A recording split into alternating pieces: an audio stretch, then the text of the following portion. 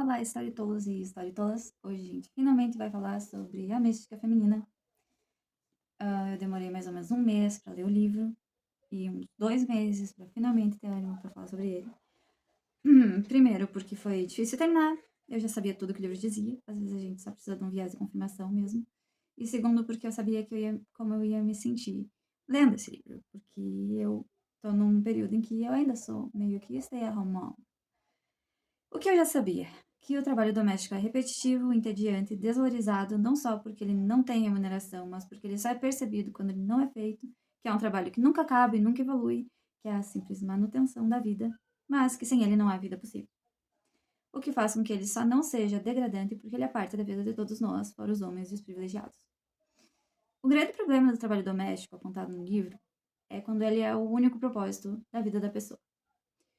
Depois eu falo um pouco mais sobre o cuidado, porque os filhos sempre foram. Não é uma derradeira desculpa para a sabotagem das mulheres, mas de certa forma também é. Mas também essa busca de realização pessoal que elas acabam desistindo de ter, porque os filhos são sempre a coisa mais importante das suas vidas. E é o que a sociedade diz pra gente. O que acaba se tornando horrível tanto para a mãe quanto para as crianças, porque daí, quando a gente se torna frustrado com as nossas poucas realizações pessoais, a gente acaba projetando nas crianças os sonhos que a gente tinha. Porém, continuemos. É fácil descartar a importância da mística feminina quando a gente pensa que, hoje em dia a maioria das mulheres trabalham. Sim, é verdade. É a dupla jornada, às vezes tripla, né? Porque tem mais as crianças, mas vamos lá. Não chega os seus trabalhos, né? De professoras, enfermeiras, vendedoras ou o que for, elas chegam em casa para fazer a janta da família e limpar a casa. E sem falar, né, da terceira parte dessa jornada, que é o cuidado, que não é só uma dádiva da delicadeza feminina, né? A missão da mulher, mas é a responsabilidade com outro ser humano, seja filho, sobrinho, tio, pai, mãe, filha, sobrinha. E como a grande maioria dos lares hoje, além de tudo, é disfuncional, no caso é atípico, o cuidado é maior e o dinheiro menor, porque o valor que os pais pagam de pensão, sinceramente, geralmente não dá nem pro aluguel de uma mulher média cuidando de crianças. Mas ok. No quesito educação e falta de oportunidade, os homens também estão ferrados, mas releia a parte acima. Ninguém espera que eles cuidem dos filhos, os pais.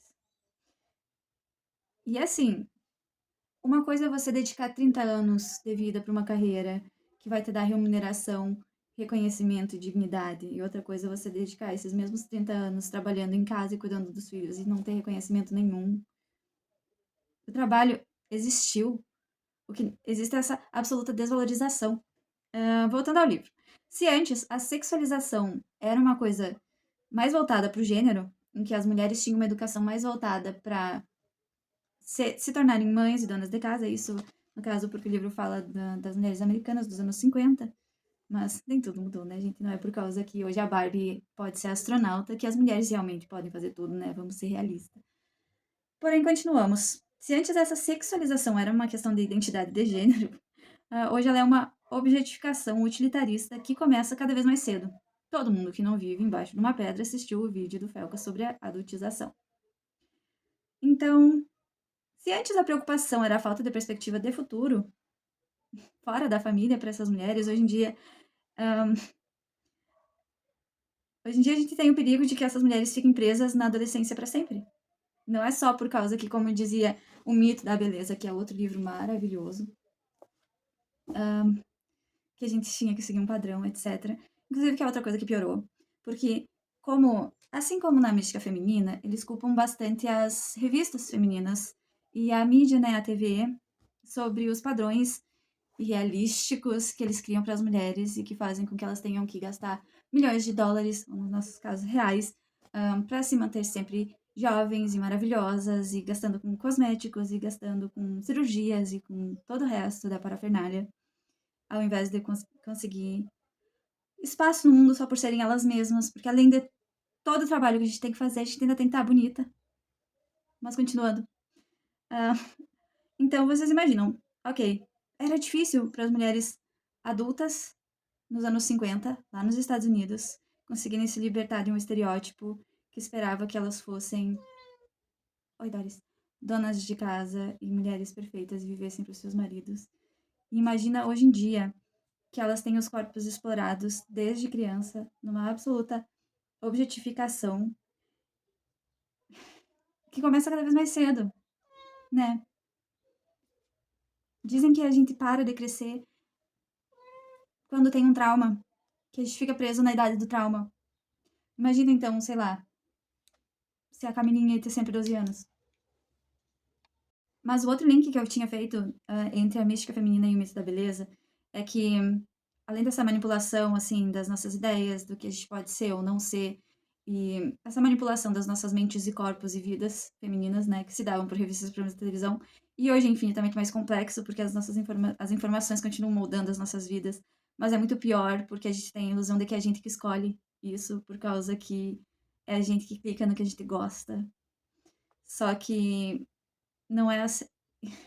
Só que é uma forma em que o algoritmo acaba ditando as nossas vidas. Você gosta de uma coisa e de repente você tá preso naquela bolha da mesma coisa para sempre. Mas voltando ao livro, de novo, a gente encontra nele dezenas de depoimentos de mulheres que sentem o problema sem nome, que é esse sentimento de vazio e de inutilidade. Outra mulher que volta e meia me vem à cabeça quando me veio à cabeça quando eu estava lendo o livro era a Sylvia Plath, e a sua sensibilidade aniquilada por uma sociedade opressora e um homem que ela acreditava mais brilhante que ela. E outra mulher que apareceu na minha cabeça foi a esposa do Dom em Mad Men, que eu esqueci o nome. Um desperdício da vida. Outra coisa da mística era essa realização absoluta que o casamento devia dar para as mulheres, que faz com que o amor passional e pareça que seja a única realização possível, que ele tenha que dar tudo que a mulher precisa, tanto esse casamento quanto esses filhos. Agora, imagina amar como se toda a alegria da vida dependesse disso. E criar os filhos como se toda a criatividade e realizações possíveis só pudessem vir disso. Tem um capítulo inteiro chamado Desumanização Progressiva, sobre como as crianças acabam sendo vítimas do desamparo das mães. Toda a frustração de não poderem se realizar como seres humanos, entende? A projeção. Quando você sente que não pode realizar os seus sonhos e acaba deixando eles para os seus filhos. E o pior ainda, como a Beth enfatiza no livro, é essa sensação de conspiração, de que todos mentiram para nós mulheres, fazendo que nos acreditássemos inferiores aos homens e incapazes de papéis decisivos na sociedade. O que é ridículo, porque se a gente cria as crianças, a gente está formando toda a próxima geração que vai dominar o mundo, sabe? Então, isso é tão irônico. Não é a biologia que dita quem somos em todos os aspectos e níveis. No fim, nós somos só seres humanos lindos e terríveis como os homens. Outra parte importante do livro, bem, tem 3 pontos importantes no livro também. Primeiro, ela questiona um pouco Freud e a questão da sexualidade, por causa que, obviamente, sexo era muito importante para Freud, porém, a gente tem que lembrar que ele lidava com mulheres numa era quase praticamente vitoriana, em que as mulheres realmente não tinham vidas sexuais satisfatórias. Aí essa hipervalorização do orgasmo, que veio depois, como se gozar fosse realmente fazer com que as mulheres pudessem chegar à realização pessoal. Algo do tipo, é o único jeito de curar a sua histeria, vai lá dar uma gozadinha. Mas a gente já sabe, como a gente aprendeu com a Marta Suplicy, que não é só relaxar e gozar, né, gente? Ela também fala da Margaret Mead, que, contudo, tenha feito um ótimo trabalho como antropóloga. Ela gostava de falar que o lugar. Ela era um pouco contraditória, porque ao mesmo tempo que ela mesma pôde se realizar no mundo como profissional, ela às vezes fazia algumas afirmações do tipo que o papel social da mulher deveria mesmo ser esposa dona de casa, que era meio que o contrário do que ela mesma tinha feito. Quer dizer, algumas pessoas conseguem ter tudo, mas vamos ser realistas que a maioria não. E a outra parte que eu achei muito legal foi quando ela falou, ela fez meio que um exposit de como a publicidade também ajudou a criar a mística feminina, porque eles queriam vender eletrodomésticos, eles queriam vender o sonho americano. É isso. Acho que agora é isso. Eu tentei falar um pouco mais do livro por causa que faz realmente um tempão que eu li ele e ao mesmo tempo ele foi super significativo para mim. Muitas jovens esposas dizem que esse enfraquecimento da mente é o que mais as incomoda no cuidado das crianças e do lar. Depois de um tempo, sua mente apaga. Não é possível se concentrar em nada. É como estar sonâmbula. Na verdade, eu acho que hoje em dia ninguém mais precisa ser dono de casa para viver esse fenômeno, por causa que as redes sociais já têm o feito. Essa segunda parte do vídeo é um pouco mais pessoal. Me incomoda que não seja da minha mãe que eu penso quando leio a mística feminina. Porque, de certa forma, como a minha mãe trabalhou fora desde os 14 anos, ainda aqui para trabalhar de babá, também era um trabalho de cuidado e ela não tenha sido orientada para ter ambições e tampouco para ser dona de casa, ainda que inevitavelmente fosse algo implicitamente que ia acontecer com ela. O que é horrível. Ok. Mas eu pensei na minha tia que tinha estudado até o ensino médio, sim, a minha mãe acabou não concluindo. E, de certa forma, como a minha mãe tinha sido aniquilada pelas circunstâncias sociais dela, eu acabei não vendo ela tão vítima desse papel de mulher, papel de mulher mãe de família, como essa minha tia com quem eu cresci. E que desistiu de fazer faculdade porque o marido dela quis, porque ela casou, né? Ok. E ela pintava quadros super bonitos. Eu ousaria dizer que eram quadros lindos. Lindas aquarelas do pôr do sol e paisagens profundas e melancólicas, mas aí ela parou quando ela teve o primeiro filho. E eu cresci vendo esses quadros na casa da minha avó, porque ela quis se desfazer dos quadros, mas a minha avó quis guardar. Ainda assim, eu cresci com essas obras. E tomara que ainda existam algumas, por causa que eu até vou colocar aqui as que eu consegui fotografar.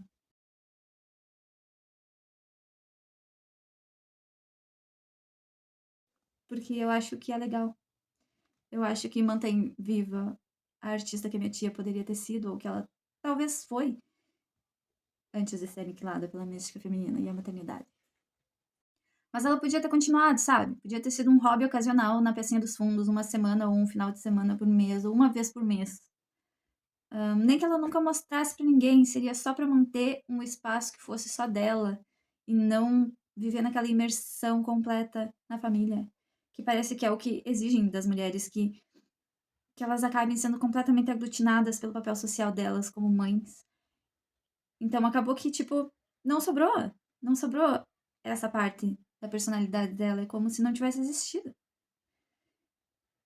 E quando a gente esquece quem a gente é como indivíduo, é um desperdício tão grande de potencial humano. Isso pode acontecer com homens também, porque a gente vive numa sociedade em que a gente tem trabalhos cada vez mais alienantes, em que a gente nunca consegue realmente saber o que a gente gostaria de fazer, porque a gente tem que estar preocupado em ter qualquer trabalho, porque a gente precisa continuar comendo. E isso é horrível. Me lembra também o livro da psicologia. Centenas de anos de pesquisas e teorias entre centenas de homens, meia dúzia de mulheres, se havia talvez uma ou duas negras e nenhuma latina. Imagina as contribuições e insights que elas teriam acrescentado na discussão. A alma humana continua sendo o mistério que é e continuaria sendo o mistério que é, mas talvez tivéssemos descoberto 100 anos antes que é o cuidado que constrói quem somos. Que aqui estamos porque alguém, quase todas as vezes a mãe ou outra mulher, dedicou tempo para nos amamentar e alimentar. Mas não é só alimentar o nosso corpo, alimentar a nossa alma com atenção e com amor e nos manter vivos e limpar nossa bunda, que depois quando a gente cresce, a nossa criança interior ainda tá lá, ela ainda precisa ser nutrida. E é por isso que a gente tem tanta neurose. Hoje a gente sabe e a gente lida com a economia da atenção e precisa lutar se quer para lembrar que tem alma, com tanto entretenimento disponível e com tanto trabalho que a gente tem que fazer só para se manter vivo. Eu acho que mais do que defender as mulheres, eu defendo que a gente possa manter vivas as nossas crianças interiores, que a gente possa sonhar num mundo que aniquila os nossos sonhos todos os dias. Eu tinha um poema que eu gostava muito, em que eu dizia que se a vida tritura os nossos sonhos, nos resta comer as migalhas. Mas eu acho que isso é pouco. Eu acho que a gente não tá no mundo só pra aguentar, tá vivo. Tem que ter mais pra vida do que sobreviver, sabe? Desculpa, eu juro que eu não achei que eu ia me emocionar, só aconteceu. Ah, maldita Luana Casa 1. A outra mulher que eu pensei foi a minha avó. Porque ela lutou muito contra o status quo do jeito dela, né? Por causa que ela era uma pessoa. Ela era ariana e ela fazia as coisas que ela queria e foda-se. Oi, Doris. Tá. Como que ela fez isso, né? Sendo caminhoneira, sendo granjeira, tendo um amante, sendo ela mesma. O que acabou sendo uma armadilha no fim, né? Ela não conseguiu a tal realização. Imagina que liberdade era possível nos anos 50 e 60, né? Exatamente o que o livro fala. Então é admirável que ela tenha conseguido administrar bem ou mal os bens do meu avô, com relativo sucesso, até aparecer o Jean-Luc Ganancioso, que é inclusive o marido que acabou com a vida da minha tia. Mas ela não quer poder ver esse vídeo porque ela defende ele. Enfim, eu não penso na minha outra tia, por causa que ela também fez tudo que ela quis, mas ela só fez coisa ruim. Eu penso, então, em mim. A outra mulher que, como a minha tia pintora, tinha algum nível possível de talento e certamente oportunidade de pelo menos tentar. Porque eu penso que se ela não tivesse parado com a pintura e não tivesse me falado que piano era uma estupidez e perda de tempo quando eu tinha 10 anos, talvez hoje eu pudesse saber tocar. Quer dizer, isso eu saberia. Mas também eu não tô morta, né? Por que que eu não tento agora? Só que agora eu não tenho um cérebro maleável e maravilhoso como eu tinha aos 10, 11 anos. Mas ok. Tem que oportunidades, eu falo também, né? Se eu abracei a vida do lar. Pra manter a criança bem, mas porque é mais fácil, não tem como negar, do que encarar um mundo inóspito com juros de 125% ao ano que o Brasil tem. Eu sei, eu poderia trabalhar com quase qualquer coisa, em tese. Eu sou jornalista de formação. Mas eu nunca pratiquei. Quer dizer, eu tive alguns trabalhos, mas eles sempre foram tão informais e eu sempre recebi tão pouco. Os 2 trabalhos que eu tive aqui na minha cidade, eu recebi meio salário. E fico pensando, em que lugar do mundo que eu poderia viver com meio salário, se o salário no Brasil já é uma miséria? Se o salário já tinha que ser o dobro para as pessoas viverem com alguma dignidade, sabe? Mas ok. Então eu tiro fotos, mas eu não sou fotógrafa. Eu fiz um curso de psicanálise, mas eu me sinto com síndrome do impostor por não ter estudado psicologia, mesmo sabendo que não é um requisito necessário para eu poder ser terapeuta. Inclusive, se vocês tiverem interesse em fazer terapia comigo, é só entrar em contato comigo. Eu cobro valores super acessíveis, até porque eu também estou nessa trajetória de me descobrir como ser humano. E eu acho que pode ser muito interessante eu fazer isso com outras pessoas, porque no fundo a gente só quer ser escutado. O terapeuta não pode resolver os seus problemas. Inclusive, um beijo pra minha terapeuta. Eu gostaria de poder fazer oficinas de escrita criativa e coisas que fazem sentido pra mim, fotografia. Eu realmente acredito que eu sou artista, ainda que eu não saiba artista do quê, às vezes. Será que eu sou artista? O que é artista? Hoje em dia tem tanta gente que só porque tem mídia acha que é artista, sabe? Ahn, eu sou qualquer coisa que anda e tenta se descobrir sob o sol. Mesmo tendo nascido longe de qualquer movimentação cultural possível, a não ser alguma que eu mesma criasse, como uma flor brotando no asfalto, como a Marie Curie, que saiu da Polônia e foi em Paris descobrir o amor e a radioatividade, ambos letais.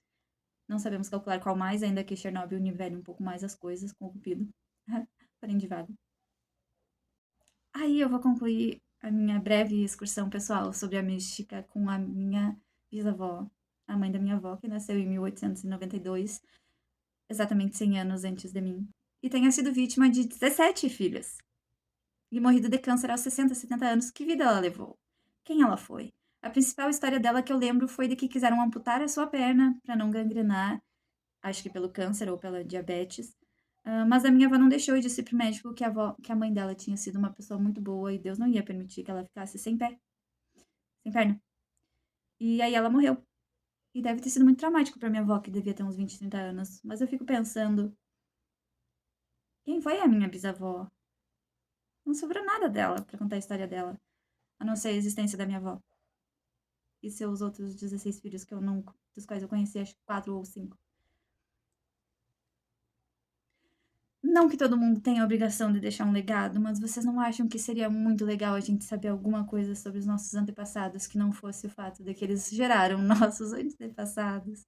Não é um pouco estúpido? Que a nossa vida possa ser reduzida aos nossos úteros. Eu sei que eu falei pouco sobre o livro, mas eu juro que eu li. Olha aqui, ó. Eu li. As orelhas de burro provam isso. Ok, então eu vou ler um trechinho. Um cotidiano similar faz encolher o mundo de um esquizofrênico deprimido, para quem cada dia era uma ilha separada sem passado nem futuro. Não havia ação ou desejo que, emanando do presente, se estendesse ao futuro, abrangendo os dias sem graças similares. Parecia não haver vontade de ir mais longe. Todo dia era uma monotonia exasperante das mesmas palavras, das mesmas queixas. Até que sentiu que esse ser havia perdido todo o sentido de continuidade necessária. Essa é a descrição que um psiquiatra faz de um esquizofrênico. Ok. Ahn, as esposas, dona de casa, que sofrem o terror do problema sem nome, são vítimas desse mesmo cotidiano mortal. Como uma delas me disse, consigo encarar os problemas reais. São os dias intermináveis e entediantes que me deixam desesperadas.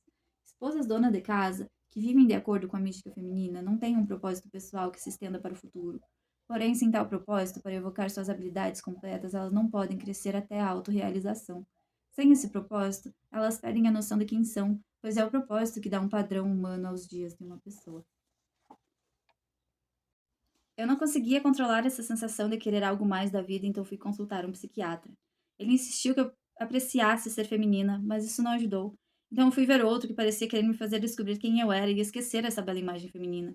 Percebi que estava furiosa comigo mesma e com meu marido por ter largado os estudos. Eu costumava pôr as crianças no carro e sair dirigindo por aí porque não suportava ficar sozinha em casa. Queria fazer alguma coisa, mas tinha medo de tentar. Um dia, vi na rua um artista pintando e a minha voz pareceu incontrolável quando eu perguntei: Você dá aula? Eu cuidava da casa e das crianças o dia todo e depois de lavar a louça à noite eu pintava. Aí peguei o quarto, que seria para mais um bebê, ter 5 filhos, parecia, fazia parte do que para mim era uma bela visão, e eu transformei em um estúdio para mim. Lembro-me de uma noite trabalhando e trabalhando em que de repente eram 2 da manhã quando eu terminei. Olhei para o quadro e foi como me encontrar. Esse trecho sobre a mulher e dominância forte e a mulher e dominância fraca me lembrou um pouco sobre como, na verdade, eu fui criada pela minha tia que desistiu da vida artística dela. E sobre como a vida inteira a gente cresceu escutando que era o meu tio que sempre tinha razão. Sobre como, geralmente, quando a gente tinha alguma opinião divergente, era considerado problemático e ridicularizado. E sobre como a gente internaliza esse tipo de coisa. Então, esse é um dos monstros que eu tenho que derrotar dentro de mim. Mas estar aqui me expondo ao ridículo já é um pequeno passo para um possível futuro em que eu me sinta menos derrotada pelos meus próprios traumas. Ninguém me sexualizou, eles só me tornaram um robozinho. Só que existe uma parte de mim que nunca aceitou a autoridade cega. Eu preciso seguir regras que façam sentido pra mim, ou sair dali. Então, na verdade, como eu tenho um pouco de dificuldade de enfrentar a autoridade, eu criei um padrão de fuga da minha vida em que eu tô sempre indo pra outros lugares achando que vai ser diferente, por causa que isso era antes, no caso, né, de eu ter a filha e ficar presa aqui com todo mundo. Mas eu pretendo ir embora de novo. Porém, eu gostaria de ter certeza que não é porque eu vou fugir de um lugar que me aniquila. Porque eu acredito no fundo que o dia que eu achar que o que eu falo realmente tem importância, não vai ser qualquer pessoa que eu diga que isso é uma bobagem que vai fazer com que eu queira parar. Porque eu não acho que eu deva parar porque outra pessoa acha que o que eu falo é ridículo. Eu acho que são só pontos de vista. No mais, eu falo sobre a minha vida e sobre o que eu quero pra ela. Eu não tô ditando nada pra ninguém. Eu acho que as pessoas deviam ser mais radicais contra quem diz pra elas o que elas devem fazer e não contra quem simplesmente tá lá tentando viver da melhor forma possível, num mundo em que geralmente não foi feito pra isso. Lembrem, gente, que metade do mundo passa fome enquanto existem bilionários. Ou seja, o mundo não tá funcionando direito. O mundo nem faz sentido. E como dizia o Mário Quintana, que não faça sentido. A vida não é soldado.